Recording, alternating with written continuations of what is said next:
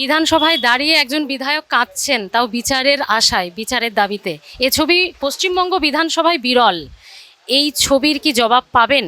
অবশ্যই আমি প্রত্যেকটা দপ্তরে আবার আমার অভিযোগ জানাবো যে দ্রুততার সঙ্গে যেন এই ব্যবস্থাটা নিষ্পত্তি করা হয়।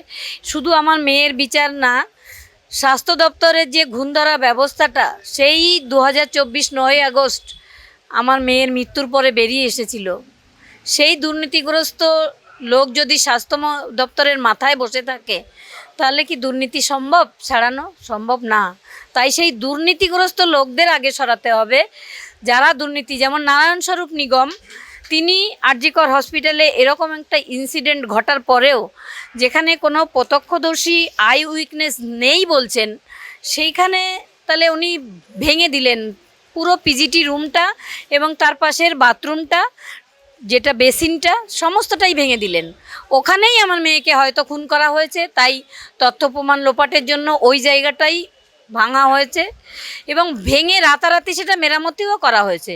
কিন্তু 14 তারিখ রাত দখলের সময় যে এমার্জেন্সি বিল্ডিংটা ভাঙা হয়েছে সেটা কিন্তু এখনও মেরামতি হয়নি। তাহলে ওই জায়গাটা মেরামতি হলো কেন?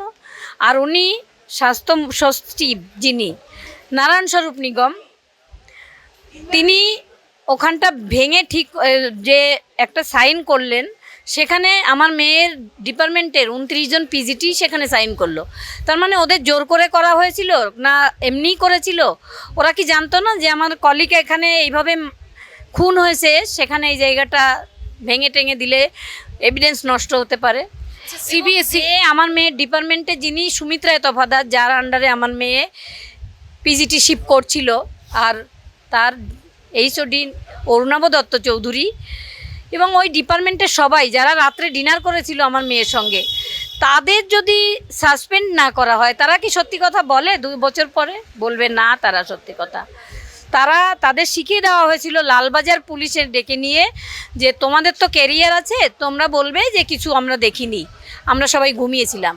কিন্তু একটা হসপিটালে শুধু একজন, তখনকার মতো আমার মেয়ে ওখানে মানে হেড ছিল, রাত্রে তো হেড টিচাররা থাকেন না, পিজিটিরাই। আমার মেয়ে ওখানে সেকেন্ড ইয়ার পিজিটি ছিল, বাদবাকি ছিল ফার্স্ট ইয়ার পিজিটি, কেউ ছিল ইন্টার্ন, কেউ ছিল হাউস স্টাফ। তো ও যদি শুধু খাবে আর ঘুমাবে তাহলে ওকে ডিউটিটাই দেওয়া হলো কেন? ডিউটিটা সেদিন ওর ছিলই না, ডিউটি ছিল আদিত্যনাথ বলে ওর কো পিজিটি, তার সে ওকে বুঝিয়েছিল আজকের ডিউটিটা তুই করে দে, এই মাসে তোর আর নাইট ডিউটি পড়বে না। মানে পুরোটাই প্রি প্ল্যান। পুরোটাই প্রি প্ল্যান্ড। আমার মেয়ে 2 মাস খুব ভয়ে ছিল, তুমি ঘুমাও মা, আমি আরও পড়তে হবে আমাকে অনেক। এই যে আমি শুধু ওকে দেখতাম খুব চিন্তায় রয়েছে, আমি ওর বাবাকেও বলতাম ওর কিছু হয়েছে, ও বলছে না। আমি জিজ্ঞেস করতাম কতবার কি হয়েছে বল না মা, বল, কিচ্ছু কখনো বলেনি। মানসিক কোনো একটা চাপ কোনো একটা ছিল, সেইটা তো হসপিটালের মধ্যেই রয়েছে। পুলিশ বা সিবিআই কেউ সেই তদন্ততে কেন ঢুকতে চাইছে না? সব জায়গায় যেরকমভাবে মানে কেস সলভ করা হয়, আমার মেয়ের ক্ষেত্রে সেটা কখনো হয়নি। সেটা পুলিশ বলুন, সেটা পুলিশ সিবিআই বলুন, কেউ করেনি সেই জায়গাটা।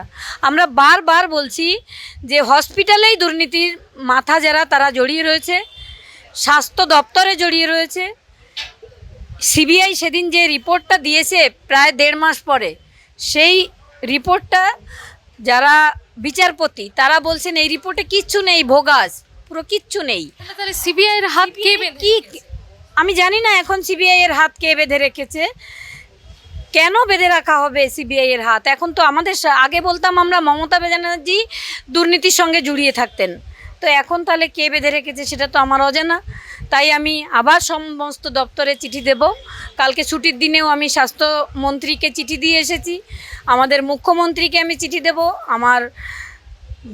আমার কেন্দ্রীয় যিনি আছেন আমার মোদিজি, তাকে আমি ভীষণ শ্রদ্ধা করি, তার কাছেও আমি চিঠি দেব, এবং আমাদের যিনি গৃহমন্ত্রী আছেন অমিত শাহজি, তাকেও আমি চিঠি দেব এই কেসটা দ্রুত সলভ করার জন্য।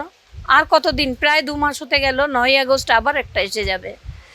অনেক নতুন নতুন নামও কিন্তু আস্তে আস্তে উঠে আসছে, কি মনে আগেই ছিল, ওগুলো নতুন নয়, তবে তদন্ত চলছিল, তো এখন দেখছি আমরা তদন্ত কি চলছে, সিবিআই কি তদন্ত করছে। সিবিআই সেদিন কোর্টরুম থেকে বেরোবার পরে আমাদের সঙ্গে আর ফোন কলে কথা বলছে না, ফোন করলে ধরছে না। তাহলে সিবিআই কি তদন্ত করছে? এরপরেও আমি বলবো, একটা কোথাও দেখেননি হয়তো, এটা কেউ দেখেননি পৃথিবীর, সেদিন আমাদের সঙ্গে যে অত্যাচার হয়েছিল আমাদের দ্রুততার সঙ্গে ডেকে আমাদের বসিয়ে রাখা হলো আলাদা আলাদা করে, আর ওই ঘরে সেমিনার রুমটার মধ্যে ঠিক ঠিক করছিল ভিড়। তারপরে ডিসি সেন্ট্রাল সেখানে মিথ্যে কথা সব বলে, এই এক্সপার্ট ওই এক্সপার্ট ওগুলো বলেছিলেন, ওখানে যারা ছিল সবাই অভিযুক্ত। দেবাশিস সোম, তারপর ওই সুদীপ্ত রায়, সবাই ছিল, আশিস পাণ্ডে, অভিক দে, বিরূপাক্ষ বিশ্বাস, আর একজন এখনও জেলে রয়েছে আশিস পাণ্ডে, সবাই ছিল ওখানে। কি করছিল? মৌত্রিষা গড়ুই, তারপর ভ্যানিলা, সবাই ছিল ওখানে। আমি সেচ ডিপার্টমেন্টের কাউকে আর আমি ডাক্তার বলি না, কারণ যারা এরকম একটা ক্রাইম করতে পারে তারা মানুষ হওয়ার যোগ্য নয়, ডাক্তার হবে কি করে তারা? তো সেই জায়গাটা আমরা বারবার বলছি, এই জায়গাটা তদন্ত করতে হবে, তদন্তের আওতায় আনতে হবে স্বাস্থ্যমন্ত্রী নারায়ণ স্বরূপ নিগমকে, তদন্তের আওতায় আনতে হবে বিনীত গোয়েলকে, যিনি সাসপেন্ড হয়েছেন কিন্তু তদন্তে সিবিআই ডাকা সত্ত্বেও তিনি আসছেন না। শুভেন্দু অধিকারী সেদিনকে ফাইল খোলার কথা বললেন, যেটা শুনেই আপনি বিধানসভায় বসে কাঁদছিলেন, আমরা লাইভ দেখাচ্ছিলাম সেটা, গোটা পশ্চিমবঙ্গের মানুষ সেটা দেখেছে। তো এই বিজেপি ক্ষমতায় আসার পর, আপনি বিধায়ক হওয়ার পর আর ঠিক তার আগে পর্যন্ত এই পিরিয়ডটাতে আসলে কি কাজটা হলো? মানে আপনি বিধায়ক হওয়ার পর কি কিছু হলো? না, তারপরেও কিছু সিবিআইয়ের সেদিন কোর্টে যে জমা দিয়েছে, আমাদের লয়ারের কিছুই বলতে হয়নি, বিচারপতিরাই বলে দিয়েছেন এই ঠিক ভোগাস, কিচ্ছু কাজ করেনি। সিবিআইকে ভৎসনা করেছেন প্রচণ্ড। তারপরেও আরেকটা কথা বলি, যখন রাত্রে পোস্টমর্টম হলো, আমার মেয়ে চালান ছাড়া পোস্টমর্টম হলো, যারা পোস্টমর্টম করলেন একাধিক গলদ রয়েছে। যেমন আমার মেয়ের দেহে ইনকোয়েস্ট রিপোর্টে 28টা ইনজুরি রয়েছে, কিন্তু পোস্টমর্টম রিপোর্টে একটা ক্ষতস্থানের উল্লেখ নেই। এত গাফিলতি থাকা সত্ত্বেও কেন করছেন না সিবিআই?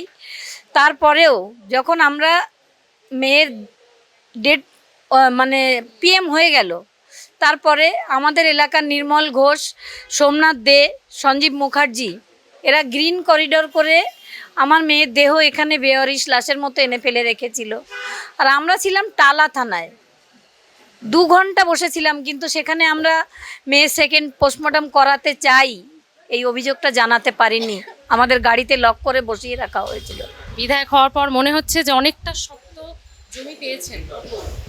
অবশ্যই, তবে সবাই যে সব জায়গায় দুর্নীতি ঘটবে এরকম দুর্নীতি যে মেডিকেল কলেজে আর তার বাবা মা এরকম না, সম্ভব না। তাই দুর্নীতিটাকে আগে দূর করতে হবে। সেই দুর্নীতি দূর করার জন্য যারা দুর্নীতিগ্রস্ত তাদের এক জায়গা থেকে সরিয়ে অন্য জায়গায় দিয়ে দিলাম, এটা না, তাদের পুরো সাসপেন্ড করতে হবে এবং তাদের জেলে রাখতে হবে। প্রধানমন্ত্রী এবং মুখ্যমন্ত্রী দুজনেই কি বলেছেন? বলেছেন বিচার হবে। মোদিজির সঙ্গে কথা হয়নি, তবে মুখ্যমন্ত্রীর সঙ্গে কথা হয়েছে, বলেছেন বিচার হবে। বিচার তো হবেই, বিচার হতেই হবে।